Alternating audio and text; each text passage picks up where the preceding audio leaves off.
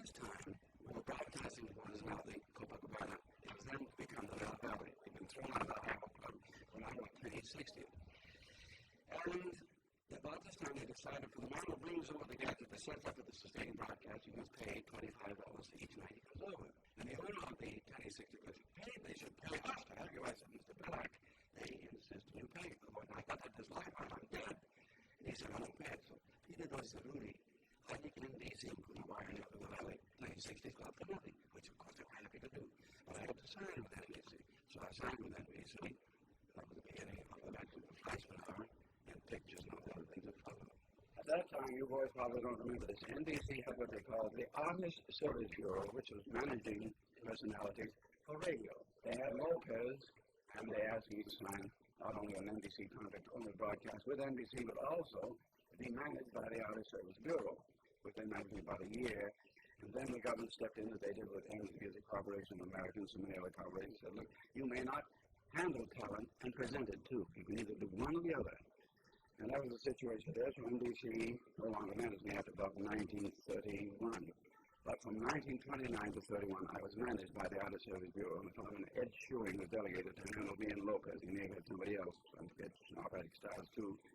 And the man named George Engel, E-N-G-E-L, was in charge of NBC Artist Service Bureau and committed suicide. I'll never forget, in 1932, I went to the coast to see my wife play where I was in George White Scandals, Pennsylvania girl playing dances in the evening after the show, and doing my flights now from New York and three sustaining broadcasts from the Pennsylvania girl. And I came to my wife there was on the coast 3 or 4 months, and I'd been a little unhappy and jittery, so I went out to see her for 2 weeks, and somebody else pinched it for me in the broadcast and so on. And I came back, I bought a home on the coast for $80,000. Came back to the coast. I said to George Engel, this man was in charge of the Artist Service Bureau at NBC, and I said, do you ever think that broadcasting will be anything at all on the coast? That I just bought a home there. He said, Rudy, there will never be any broadcasting from California. Madison Avenue wants to control it right in New York. There'll never be any big broadcasting from California, period.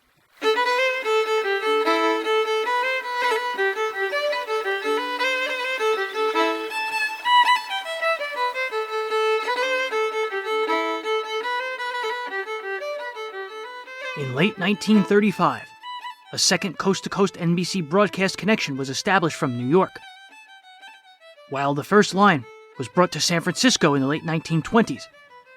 This one went to Los Angeles.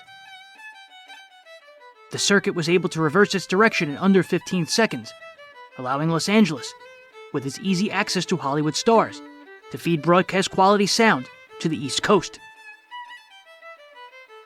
Overnight, Chicago and San Francisco became tertiary broadcast cities.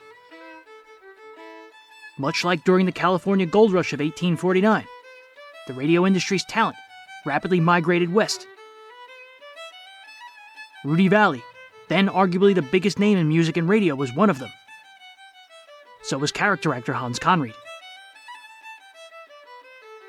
I primarily was a California actor.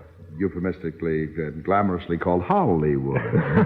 Indeed, there were the New York actors, the shows that came out of New York in the golden days of radio were primarily of a documentary sense and very often a more literate sense and very often a more substantial sense. Chicago was primarily a soap opera production center because the slaughterhouses in those days were in Chicago where the soap was being manufactured of animal fats.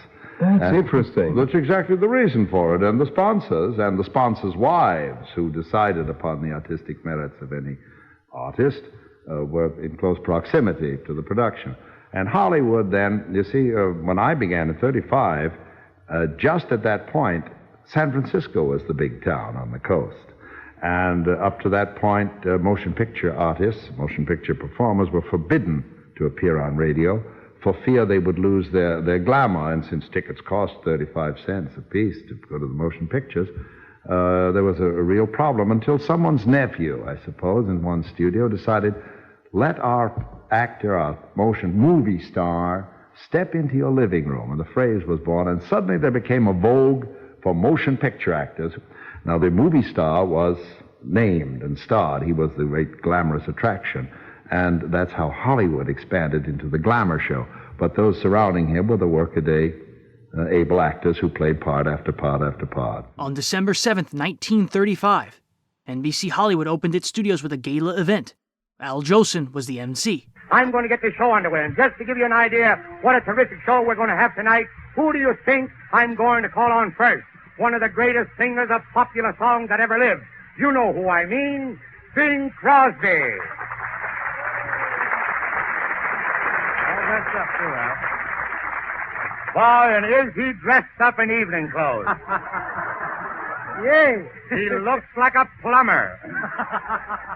Well, we got to laugh. I'm glad you came this way. If you'd worn a full dress suit, you'd look like everybody else. At least you look different. Right this way, Bing, old boy. Bad and but different. Huh? Bad but different. Oh, no, you look cute. That Encino life, you know, out on the old ranch.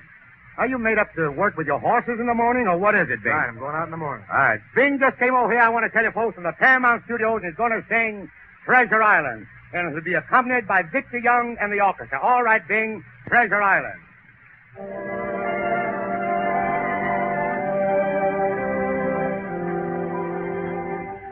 I sailed away to Treasure Island. The next year, William Paley paid $1.25 million for Los Angeles KNX station. CBS then expanded into their Columbia Square complex, as NBC expanded into a Hollywood radio city. It was officially the golden age of radio. If I had learned anything about programming and personalities on the air by the 1930s, I think it was that you had to pull things in out of the blue sky. In other words, to hope and expect to find something somewhere without having it introduced to you formally. Hollywood, California, Monday, May 31st.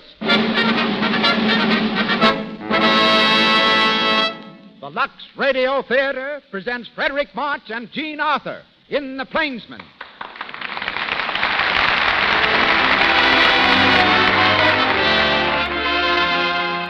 Lux presents Hollywood. The makers of Lux Toilet Soap appreciate the enthusiasm you have shown for this fine beauty care used by 9 out of 10 Hollywood stars. It was really extraordinary. Cecil B. DeMille was the host, and William Keighley and different people, very distinguished directors. And the fact that all of the money went to the Actors Fund was very impressive. Besides, I suppose it had one of the biggest listening audiences of all time.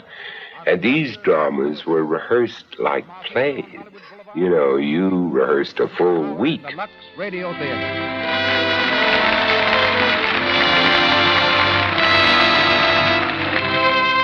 Lux Toilet Soap is Snow White, pure, mild. One of CBS's first large shows to head west was the Lux Radio Theater.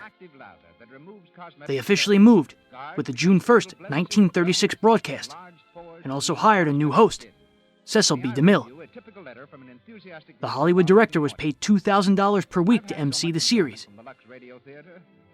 Lux set up shop at the Music Box Theater on Hollywood Boulevard just off Vine Street.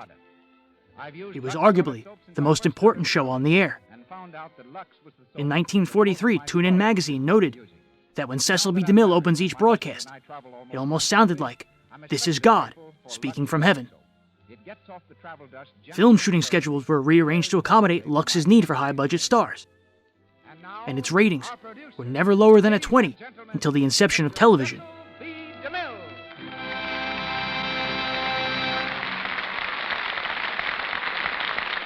Greetings from Hollywood, ladies and gentlemen. Last week, I announced that Gary Cooper would be with us tonight to star with Jean Arthur in The Plainsman. For 2 weeks, Gary's been working in the water, making scenes for Souls at Sea. The result is a severe cold and a high temperature.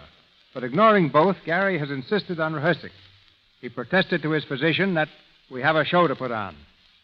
And that, sick or not, his place tonight is here at the microphone. It wasn't until late last night that we succeeded in talking him out of it. He finally gave in, and at this moment is home and in bed. I know you all join me in wishing him a speedy recovery. Stepping into the breach with a graciousness characteristic of a true friend and great actor is Frederick March. The part of Wild Bill Hickok is rather close to my heart.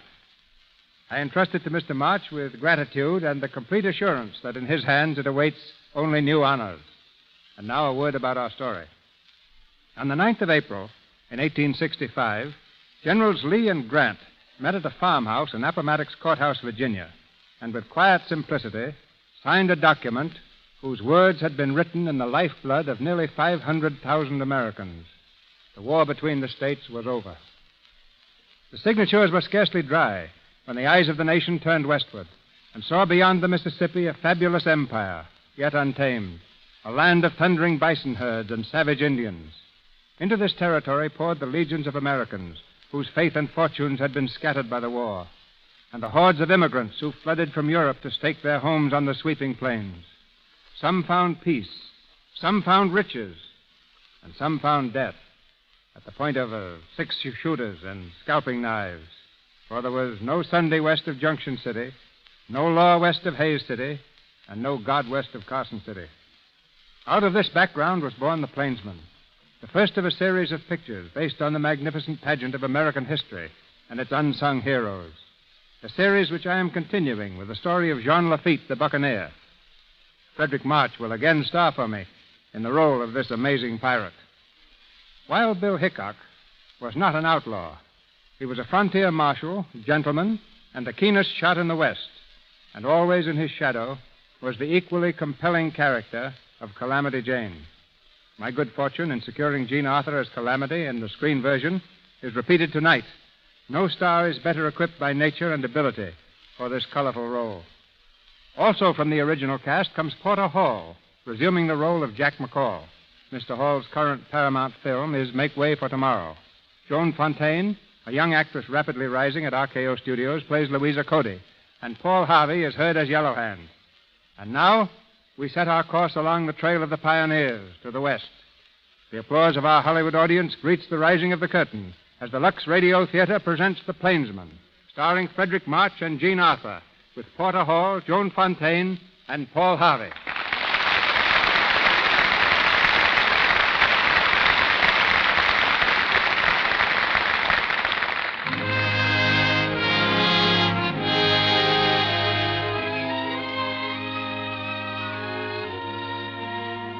Among the soldiers who turned their faces homeward at the close of the war between the states was a man known to his friends and to his enemies as Wild Bill Hickok. His face was not turned toward the rolling pastures of the East, but toward the rugged hills and sweeping plains of the unborn West. At St. Louis, on the banks of the Mississippi, a riverboat is ready to leave for The May 31st, 1937 broadcast of The Plainsman was originally directed on film by DeMille himself and told a highly fictionalized account of the life and time of Wild Bill Hickok. It starred Jean Arthur as Calamity Jane and Frederick March pinch hitting for Gary Cooper as Wild Bill. Joan Fontaine played the part of Louisa Cody. What's your name be, mister? Oh, it might be Bill. You ain't Buffalo Bill, are you? No. Oh. Well, now, I'll tell you. If I wasn't myself, I'd just as soon be Buffalo Bill, 'cause he's a great scout, son. Well, we were indicating earlier that they did pay well. They were looking for stars in many of these shows, weren't Well, they? what they were actually was an abridged version of the entire movie. Mm-hmm. And if you lived in the country where this is before drive-in theaters, I suppose, you couldn't get to the movie house. So you would listen to it and you could discuss this rather intelligently with people who had seen the film. You would have the hour or an hour and a half, maybe. I think it was an hour, wasn't it, Ed? Yeah, it's a full hour. Full hour. Mm-hmm. Were the film producers at all concerned about, let's say, a dramatization of Rebecca on radio before it had filled out its run in the movie theaters? I don't think they would have allowed that. They wouldn't have allowed that. No, Usually it was held back then. Not it too was a couple long. of years, Sometimes it was current with the showing in the movie houses. They publicized it. Well, it was never a competition then as such, I would assume. Might have been a teaser. Yeah, I think that's it. You can't do it in an hour what you can do in a film. There are no two ways about it. You know what an Indian will do to you, but you never know what a woman will do. Well, if you don't like her, then what do you carry your picture around for? Well, you see, it's the best picture of me I ever had made. And if I cut her out, I'd cut off part of my chin. Get off that box, son. All right, you men. Throw those boxes on the boat and be quick about it. Yes, sir, Mr. Latimer. Yes, sir. Come on. Put your shoulders. Hey, you better move out of the way, son. Seems to be a powerful heavy shipment of farming tools going out to Hayes City. Says John Latimer on the boxes. Want to see me hit the O and John? Yeah. There. Want to try your luck, mister? No, I need a mighty good target. Say an Indian or a hold-up man. But if you... What you looking at, mister? I'm looking at a right good fighting man over there who's been fool enough to get himself married. Lend me a slingshot, Sonny. Now you watch it. Oh, who did that? Jiggers, you hit him in the pants. Come on. No, wait a minute, young'un. Who did that? Who hit me with that slingshot? Well, I reckon I did. Bill! Why, you long-legged, sagacious old galanipper. What are you doing here? Just a minute, Bill. Here's a fellow who'd like to be introduced to you. Boy, you wouldn't know him in those tin horn garments he's wearing. But here's the best scout west of the Mississippi. Shake hands with Buffalo Bill Cody. Buffalo Bill. Howdy, youngster. You mustered out yet, Bill? Yesterday. Well, you're not losing any time going up the big muddy. How long have you been out? Oh, about 3 months. Well, I see your wife hasn't cut your hair yet. I don't quite know what you mean, Bill. You heard what happened to Sampson after that Delilah woman opened up her barber shop. Has she tamed you yet? Now, look here, Bill. That ain't fair. She's different. You're different. All is gone, yellow boy. Will, we better hurry. They're crawling all aboard. Wait a minute, Louisa. I want you to meet the best friend a man ever had, Mr. Bill Hickok. Bill, this is my wife. Oh, I'm so glad to meet any friend of Will. How'd you do, ma'am? Will, they'll be going. Come on, then. Is Miss Cody going west with you? That's a crazy question, Bill. Of course she is. Well, ma'am, it's a good country for men and mules, but it's hard on women and fine horses. He was born, James Butler Hickok, on May 27, 1837, in LaSalle County, Illinois. Drawn to a ruffian lifestyle, he left home at 18 and headed west, working as a stagecoach driver, and later as a lawman in the frontier territories of Kansas and Nebraska. I'd like to meet him. He's a feller to have as a friend. Evening, Mr. Hickok. I'm Jack McCall. Tickle to death to be traveling with you. Glad to know you. Hicks fought and spied for the Union Army during the Civil War and gained publicity as a scout, marksman, actor, and professional gambler. Over the course of his life, he was involved in several notable shootouts. Well, it's on fire. Good evening, Mr. Hickok. Oh, good evening, Miss Cody. Do you think we'll reach Leavenworth tomorrow? Well, ma'am, of all the variable things in creation, the most uncertain are the actions of a jury, the state of a woman's mind, and the condition of the Missouri River. My mind isn't uncertain. Roughly 26 million people heard the broadcast. In the end, a dramatized version of Hickok's death at the hands of Jack McCall is heard, as Calamity Jane professes her love and gives Bill one last kiss. And now a little crossfire from our leading man and lady, Frederick March and Jean Arthur. Jean, now that you've done the Plainsman on both the screen and the air, which did you enjoy more? Well, that's not so easy to answer, Mr. DeMille. Making the picture was considerably more exciting, I suppose, since you had me driving a stagecoach and captured by real Cheyenne Indians and practically living the same thrilling incidents that Calamity Jane experienced.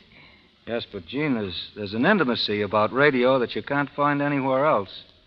For instance, I'm told that Gary Cooper is listening in tonight. And I only hope that as Wild Bill Hickok, I was one half the man on the air that he was in the picture. I also hope that Gary's as quick in his recovery as Hickok as he was on the trigger. So say we all. My thanks and good night to you both. Good night, Good Steve. night. Thank you, Frederick March and Jean Arthur. This is your announcer, ladies and gentlemen. Cecil B. DeMille would continue to host the program until January of 1945, when he became at odds with the American Federation of Radio Actors because of a ballot proposal called Proposition 12. It threatened unions by making California a right-to-work state. If passed, it would have allowed any non-union member to work in radio. The American Federation of Radio Artists choose to take $1 from every union member to fight the bill.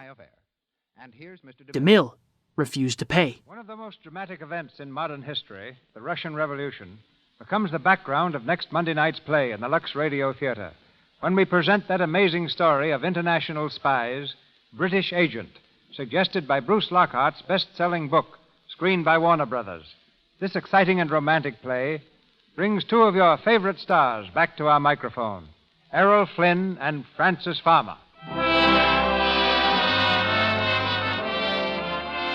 The argument dragged through late 1944. He was sympathetic to the Union ideals, but distrusted Afra's power. He insisted it was an issue of freedom. This is Cecil B. DeMille saying good night to you from Hollywood. Eventually, the courts ruled against DeMille, and he left the show on January 22, 1945. It was later said that DeMille was a man who wouldn't have taken $1 million for his Lux job, but he gave it up for $1. Columbia Broadcasting System.